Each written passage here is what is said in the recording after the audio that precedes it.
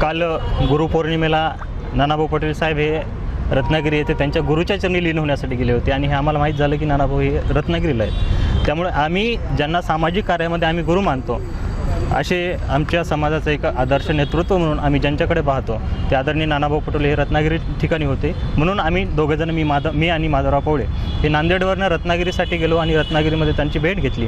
आणि गुरुपौर्णिमा ज्या ठिकाणी आपल्या हिंदू धर्मामध्ये असं सांगितलं जातं की गुरु हे आईवडिलांनंतर दुसऱ्या क्रमांकावर जर नंबर कोणाचा येत असेल तर गुरूंचा असतो. जसे नानाभाऊ पटोले साहेब हे आमचे गुरु आहेत. सामाजिक क्षेत्रामध्ये काम करत असताना ते आमच्या गुरुस्थानी आहेत आणि त्यामुळे गुरुपूजन हे त्यांचं आम्ही त्या ठिकाणी रत्नागिरीमध्ये जाऊन केलेलं आहे. आणि सध्या सोशल मीडियावरती जो काही आक्षेपार्ह म्हणून ज्या व्हिडिओला व्हायरल केल्या जाते त्याच्यामध्ये कुठलंही वादग्रस्त आहे असं मला तरी वाटत नाही. कारण एक ज्या गुरुची पूजा एक शिष्यानी करावी आणि त्याला वादग्रस्त ठरवावं असं मला तरी वाटत नाही. आणि मुळात हे जे भाजपवाले यावरती टीका करतायत, राजीनामा मागतायत, त्या भाजपवाल्यांनी हिंदुत्व आधी पाहावं. हिंदुत्वामध्ये काय म्हटलेलं आहे, हिंदुत्व शिकण्याची गरज मुळात तर भाजपला आहे की हिंदुत्वामध्ये जो कोणी आपला आदरणीय असेल, गुरु असेल, त्याची पूजा करणं, त्याचे पूजन करणं हे हिंदू धर्माची संस्कृती आहे आणि त्या संस्कृतीचं पालन आम्ही केलेलं आहे. त्यामध्ये याच्यामध्ये कुठलंही गैर आहे असं मला तरी वाटत नाही. नवनाथ पण असं म्हणले जे काँग्रेसचे आपले भाजपचे प्रवक्ता आहेत की नानाभाऊंनी राजकारण पहिल्यांदा तर माफी मागावी महाराष्ट्राची आणि राजकारण सोडावं. मुळात नवनाथ बन्नांना मला एक सांगायचं आहे, तुम्ही हिंदुत्व असाल तर हिंदुत्व अगोदर वाचा, हिंदुत्व शिका आणि मग सांगा की याच्यामध्ये नानाभाऊ पटोले साहेबांनी का स्वतःहून सांगितलं नाही या माझे पाय धुवा.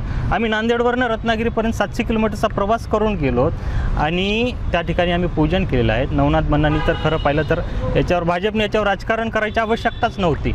पण मुळात भाजपला कसं आहे, नानाभाऊ पटोले साहेब मागच्या अनेक दिवसापासून भाजपवरती जे आक्रमक पवित्रा घेतलेत त्यांना कुठंतरी कोंडीस पकडण्याचं, त्यांना कुठंतरी ट्रोल करण्याचं काम हे भाजप करत आहे. या विषयाचं कुठंतरी राजकारण भाजप करत आहे. मी असं स्पष्टपणाने सांगेल, मला डॉक्टर बाबासाहेब आंबेडकरांनी दिलेला जो अधिकार आहे आणि नानाभाऊ पटोले हे माझे गुरु आहेत, त्यांचं पाद्यपूजन करणं किंवा त्यांची पूजा करणं, मी तर यावेळेस दुधाने त्यांचे पाय धुतलेले आहेत. पुढच्या गुरुपौर्णिमेला मी त्यांचा दुग्धाभिषेक करणार आहे. मी हे स्पष्टपणाने सांगतो. याच्यामध्ये कुणाला आक्षेप असेल भाजपवाल्यांना आणि ते हिंदू धर्मात बसत नसेल तर त्यांनी आम्हाला सांगावं. आणि नवनाथ बन्नांना माझी विनंती आहे, तुम्हाला जर बोलायचंच नाही या विषयावर तुम्ही माझ्यासमोर या, माझ्यासोबत हे करा. मी या विषयावरची सखोल चर्चा करायला तयार आहे. तुम्ही तुमच्या नगरसेविकेबद्दल बोला, मी आदरणीय नानाभाऊ पटोले साहेबांबद्दल बोलतो. समाजामध्ये जाऊ द्या ना, कोण चुकीचं आहे ठरवू द्या समाजाला. की तुम्ही शाळेत जाऊन विद्यार्थ्याकडून पाय धुवून घेणार का आम्ही एक सुशिक्षित असणारे नानाभाऊंचे पाद्यपूजन करतो हे चुकीचं आहे का? एका शिक्षिकेच्या शाळेत जाऊन एका नगरसेविकेनं विद्यार्थ्याकडून पाय धुवून घेणं, त्याला पाय धुवून घेणं म्हणतात. कारण त्या विद्यार्थ्यांना काही कळत नाही. तुम्ही धुवा रेमल्याशिवाय ते धुणार नाहीत. आम्हाला तसं सांगायची गरज नाही. आम्ही नांदेडवरनं रत्नागिरी 700 किलोमीटर प्रवास करून जाऊन स्वतःहून धुतोय.